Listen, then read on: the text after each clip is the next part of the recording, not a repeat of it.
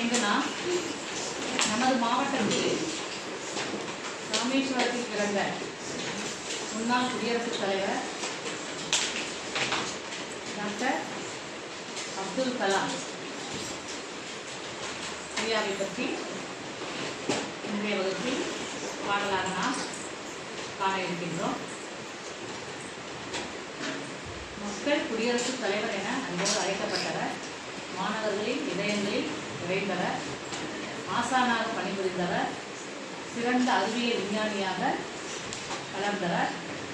இந்திய நாட்டை இதயத்தில் வைத்து நாட்டினுடைய அறிவியல் கண்டுபிடிப்புகளுக்கும் வளர்ச்சிக்கும் முன்னோடியாக விளங்கியவர்.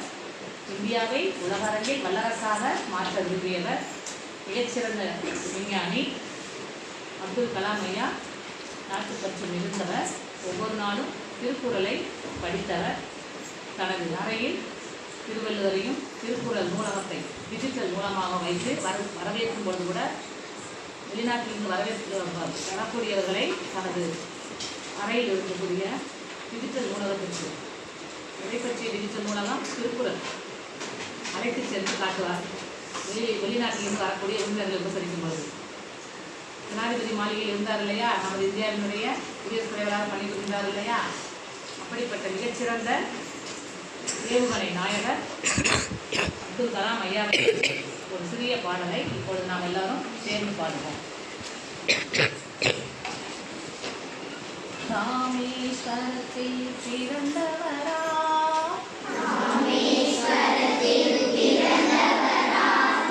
ஜெய்னுலாபுதீன் ஆஷியம்மா புதல்வரா,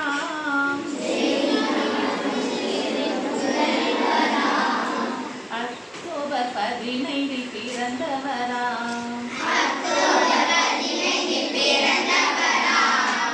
எளிமையின் குருவாய் வளர்ந்தவரா,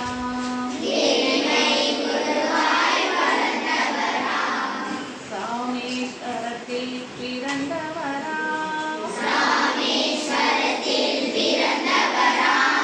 ஜெய்னுலாபுதீன் ஆஷியம்மா புதல்வரா,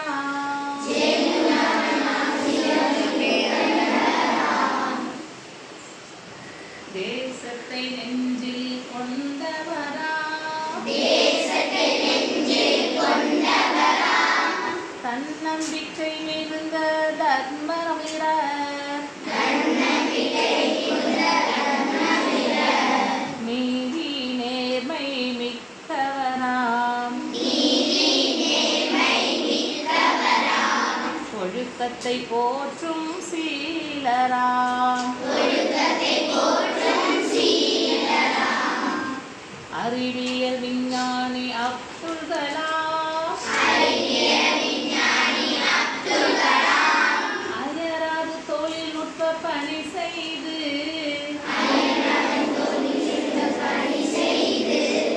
SLV3 ஏவுதளத்தை 30 மணி நேரத்தில் விண்ணேறினார். ராமேஸ்வரத்தில் பிறந்தவரா,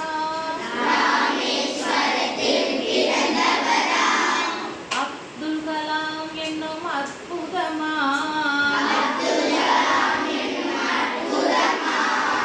ஜெய்னுலாபுதீன் ஆஷியம்மா புதல்வரா,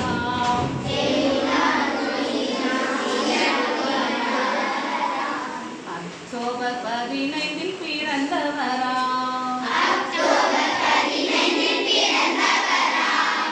ஏவுகணை நாயகன் எழுச்சியுடன் திட்டத்தை தீட்டி வெற்றி பெற்றார். ரித்வி அக்கினி விண்ணில் சிறி பாய்ந்ததே,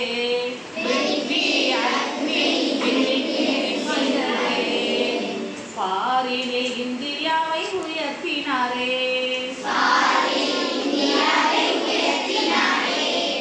இந்தியாவை வல்லரசாய் மாற்ற விரும்பினாரே,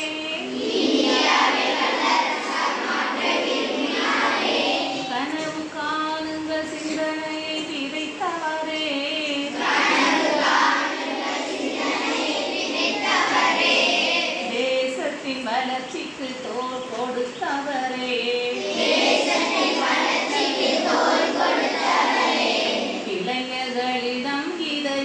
வைத்தவராம்.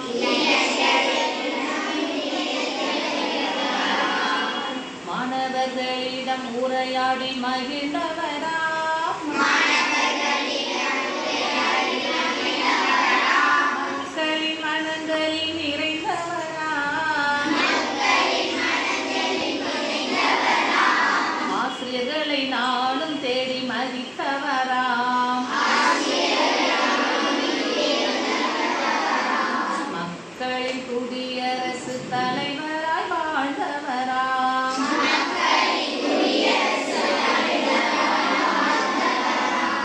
ராமேஸ்வரத்தில் பிறந்தவர்